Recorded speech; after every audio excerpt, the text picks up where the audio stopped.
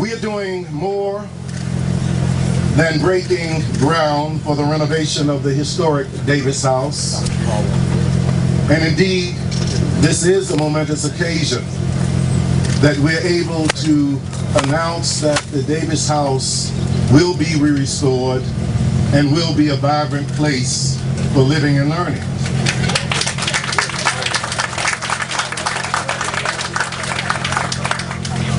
But we're doing more. For Johnson C. Smith University is demonstrating yet again its commitment to stimulate and integrate moral purpose and equally strong partnerships and relationships in the Northwest Corridor, in Charlotte, and across our country. We are integrating planning with action, thanks to our partnership with Wells Fargo, with the City of Charlotte, with my very dear friend Mary Wilson, Director of Mecklenburg County Department of Social Services. She shared this dream, and we would not be here if she were not involved. Thank you, Mary. It's a partnership with Fred Harris. Fred, where are you? Here. With the Annie Casey Foundation, a man who's very passionate about this. This partnership would not be possible without you. Without Sonia Amos, raise your hand, Sonia, Program Director of the Sisters of Mercy Foundation, for making a grant. This would not be possible without all of you, and your presence here says that you too support what we are about to do. This is a groundbreaking to remove barriers that might keep young men and women who have aged out of foster care from pursuing their entrepreneurial ambitions and forming networks of personal relationships. Today, we are creating new expectations and opportunities for guardian scholars whose lives should never be left to themselves alone. Thank all of you for making this happen.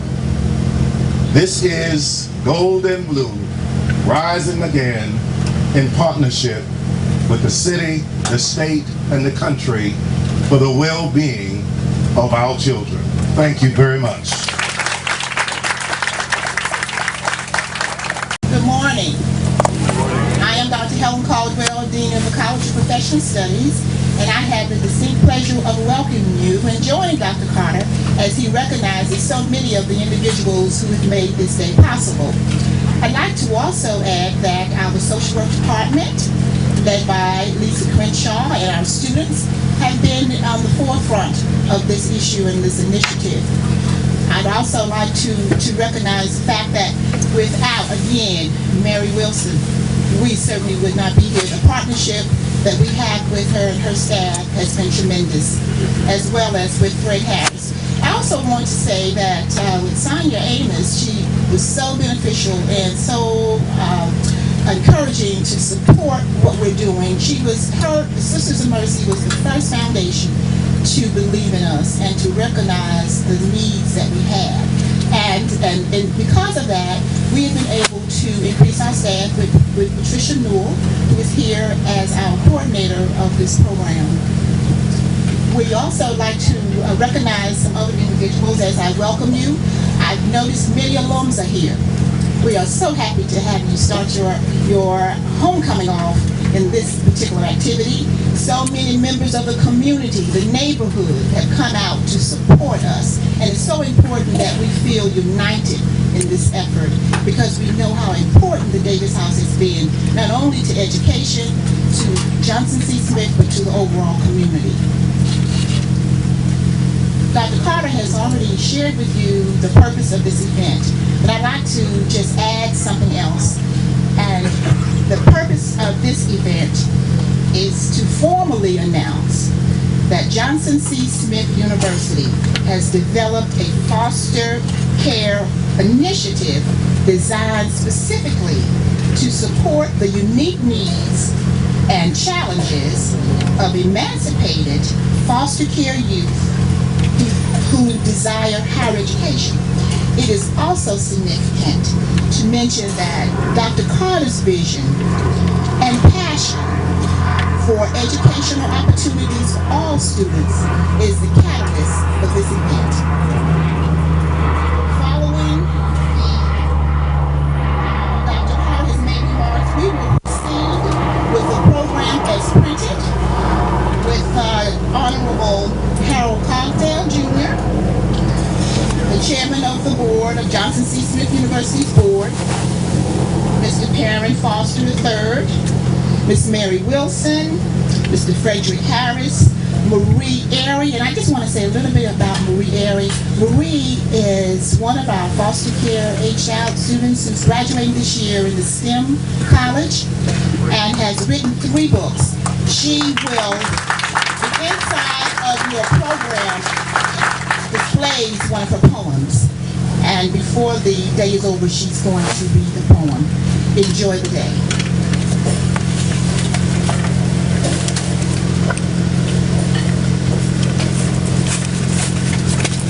Good morning. It's raining this morning and the skies are gray, but today is a beautiful day. Would you not agree? Yeah. My name is Harold Cogdale, and last Friday morning I was skimming. I woke up, got a cup of coffee. I was home visiting my mother. She was celebrating her 87th birthday. I was skimming through the Charlotte Observer, and I ran across this picture that caught my eye. And it was a picture of a mentor of mine for many years, Attorney Charles Jones, who I see here, who's seated in the back. And he was embracing the leader of this institution, Dr. Ron Carter. And I saw just the expression on Mr. Jones's face, the tears of jubilation and joy and happiness. And that moment, I said, I need to stop and I need to read what this article contains. And at that time, I had no idea that I'd have an opportunity to be a part of this very historic occasion. And as I read through that, I was moved. I was inspired in many ways. And I just want to offer a couple words. For those that know me know that I too am a product of foster care. When I was born and immediately adopted into the custody of the Department of Social Services. And as a young child, I spent some time in foster care. And I always think, what if? What if Harold and Jeanette had not come into my life, had not been a part of my life? I never stopped thinking, what if? And for those that know me, they also know that I have a deep appreciation for understanding and preserving the past, for learning from our past, and for allowing the lessons learned by those that have come before us to serve as a foundation of hope, progress, and opportunity for those that will come behind us. And I think this is an example of just that occurring. So back to the what if. I ask you to indulge me for one moment and I'll be brief. But walk with me down the journey of what if. What if, during the most turbulent time in our nation's history, in 1862, our nation was not led by a man who decided that slavery was unacceptable and said that I'm going to use the office of president to make a very clear, unambiguous statement that this must be brought to an end. What if the Emancipation Proclamation had not been issued less than 90 days before George E. Davis was born in a small town in Wilmington, a small southern town? What if that had not occurred? What had Dr. Davis had not had the opportunity to obtain an education, but had been born into slavery and been a slave? What if Dr. Davis had not had the opportunity to further his education, to integrate the faculty at this university? What if Dr. Davis had not had the opportunity to go on to lead the effort to construct over 800 schools for black youth in the state of North Carolina? What if these things had not occurred? Where would we be? How would our society look different today? How many people of color would not have had an opportunity at an education? Would we have been sitting here this moment, at this time, celebrating this occasion? So I predict that maybe a decade from now, maybe a generation from now, there will be another group of folks that will be coming together to either honor or celebrate an accomplishment, an achievement, a momentous moment or occasion from one of the young people who had an opportunity at a higher education that were provided with the wraparound services, the holistic approach to supporting the needs of foster care youth. That as a result of that, as a result of this university's commitment to those young people, that one of those youth, one of those young people may very well go on. We limit ourselves with saying they may very well go on to be president, but they may very well go on to find a cure for cancer. They may very well go on to be the first human to set foot on Mars. They may very well go on to achievements and accomplishments that our brains don't even imagine at this time. But because of today and because of the commitment to the leaders of tomorrow, because of the commitment to creating an opportunity to those who have come into this world that don't have what so many children so often take for granted. This university, in its foster care initiative, is doing just that. So I applaud Johnson C. Smith and I applaud Dr. Ron Carter for his leadership. Thank you.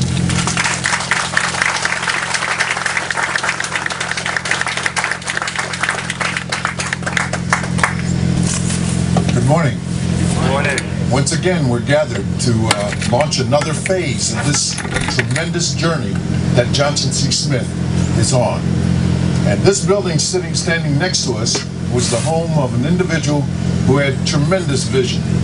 He went throughout this state and founded schools to educate young children into the successful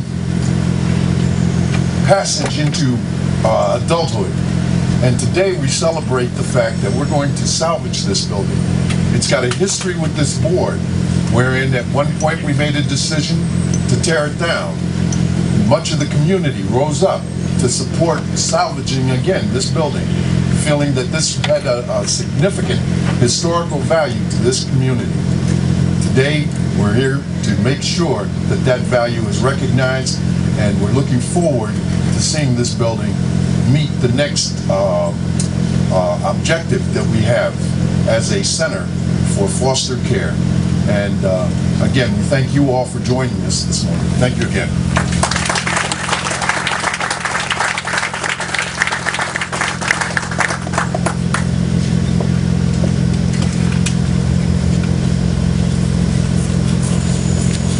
Good morning. I'm glad you didn't raise the microphone up to your level. I feel like I'm standing a little bit in a sinkhole, but it's actually because I'm 5'2".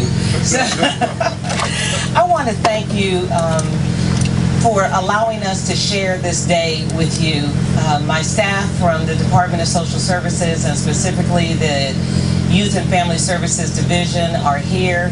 This is an exciting opportunity for us. Over the last 3 years, we have focused on two things in Youth and Family Services. The first is safely reducing the number of kids who come into foster care. We want to make sure that we are strengthening families, and strengthening the parenting skills of families so children don't have to come into foster care.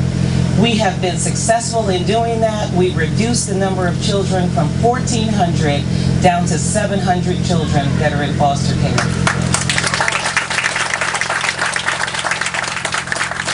The second thing that we've done over the last 3 years is to really emphasize education. All of us here know we would not be where we are if we were not armed and dangerous with our educational skills. We cannot survive in this world, we cannot thrive, we cannot be successful, we cannot take care of our families if we don't have education. We have focused on making sure that our young people who are in foster care have an opportunity to expand their educational opportunities. I am so delighted Dr. Carter and his staff have embraced the Department of Social Services. They have partnered with us and they have put forward numerous opportunities for us to engage in foster care symposiums, mentoring opportunities for our young people, and this year we have partnered to actually enroll one of our students at Johnson C. Smith. And we are so excited about that. That's a huge transition. There are so many obstacles and barriers for our young people, and sometimes money is an obstacle and a barrier. And Johnson C. Smith has taken the leadership role in finding ways to utilize and leverage the state funds that are always available to our young people with private dollars that they are raising. And we can't thank them enough for being a great partner. The foster village means so much to us because the village concept says we are taking children at a young age and we are raising them to be successful. So we are looking forward to Dr. Carter's expansion of his dream. We want to see our high school students roll through Johnson C. Smith. We want to see them wear the blue and gold. We want to see them graduate, and we want to see them come back and be productive members of this community. Thank you so much for allowing us to share this day and continue to share the dream with you so that we can help our children be successful. Thank you.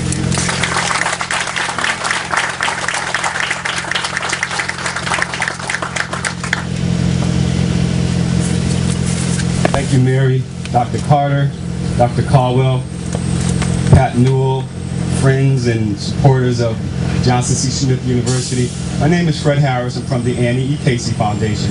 And for those of you who may not know, the Annie E. Casey Foundation is one of the largest philanthropic foundations in the nation that focuses on child and family services. We're funded by United Parcel Services. So the founder of UPS, United Parcel Services, years ago, his family convinced him to take some of his profits and wealth and put it into an effort, an initiative that was designed to improve the care and quality of life for children. The Annie Casey Foundation provides a lot of training, technical assistance, and consultation around the country to various child and family services organizations and public systems. We're focused on evidence-based outcomes that can be replicated and expanded. And so we're often looking around the nation to find innovative, collaborative types of efforts that have promise and that we believe have the potential to really make an impact on the lives of children and families. And so when Dr. Carter a few years ago approached the foundation with his vision, the foundation early on said, you know, that makes a lot of sense, and we need to pay close attention to the progress and to the objective of this effort.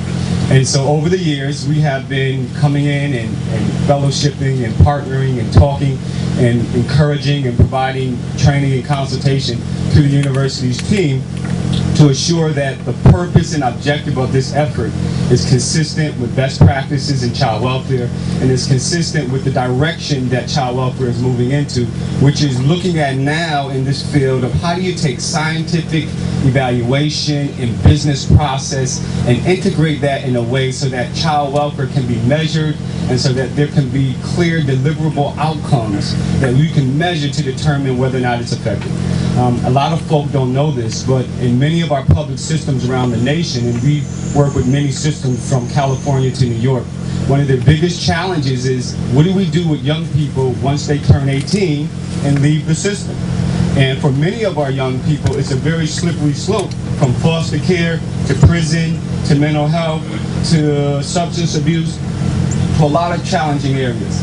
And so when Dr. Carter said to us he had a vision where he wanted to have a bold effort to invite those young people who can fit in this environment and who have the capacity and capability to function here, that he wanted to do his part, we were excited about it because we know that in truth the key to well-being and permanence for children is going to be not what happens in the child welfare system, but what happens after they leave. And evidence and research clearly shows that there are some systems that do a great job. And Mary Wilson, who's been a leader here in the Charlotte community and who is respected as a woman of vision and leadership, she recognized, as did the Annie Casey Foundation, that this seems like it has promise to be a pilot and a potential study case for us to use Johnson C. Smith University as one step in moving toward a continuum of support for children who age out of foster care. And so, to make a long story short, our effort to support this work through technical assistance, training, and consultation is very evident. My plan is to take what I'm seeing today back to our foundation leadership to talk about what's happening here with hopes of being supported down the road as this vision and this work continues to move forward. So Dr. Carter, Dr. Caldwell, Pat Newell, Mary Wilson, know that the Casey Foundation is paying close attention to this work, and we're hoping that it continues to evolve in a way that we can find a way to support it and be behind it. Thank you. Good morning again. Okay. This poem is titled, Listen to This Foster Youth. Is the world really ready to listen, or has reality caused their thoughts to become missing? I type here with thoughts of mine, thoughts from a Christian who is no longer blind, cherishing every second of life I get, no longer concerned about the price of my outfit. Things that really matter aren't material made, for instance, love and summer shade.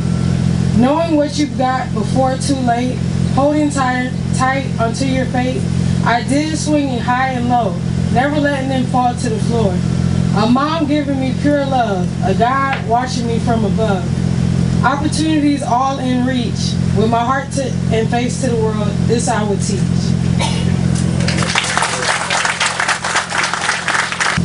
Prior to moving toward our ceremony of actually moving to the groundbreaking, there are several people I'd like to recognize and thank.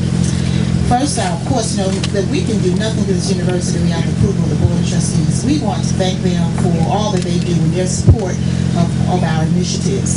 We also want to recognize the contributions that Heather Huskies made to the growth through the Duke Foundation, and we are so pleased that you're here. Heather, raise your hand again so everybody can see you. Heather's contributed greatly to this process. We'd also like to recognize VP Joy Page and her staff for all that she's done to put this together. This is a big task, and Joy is an expert in her staff in doing this. We'd like to thank Mr. Azebo and his staff, and certainly Gerald Hector, VP Hector, and everyone that's associated with that. Our band director, Mr. Edwards, and his band for his combo for coming out and providing us with the music. Chief Harris, and all that he has done to prepare and protect us in this environment. And of course, FDY for a delicious meal. At this time, I think I've recognized everyone. And not, please do charge it to my head and not my heart. But we will begin now with our groundbreaking ceremony.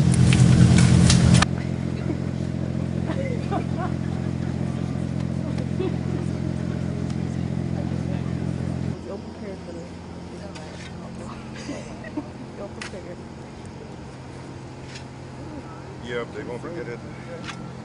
Here you go.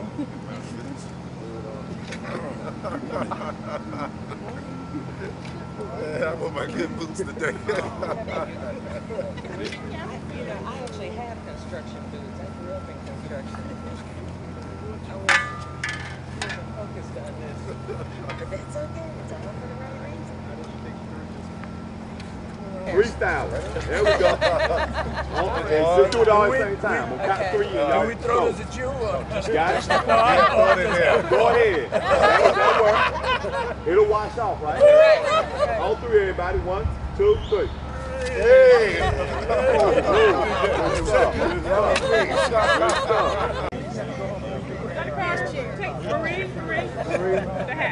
What do you want?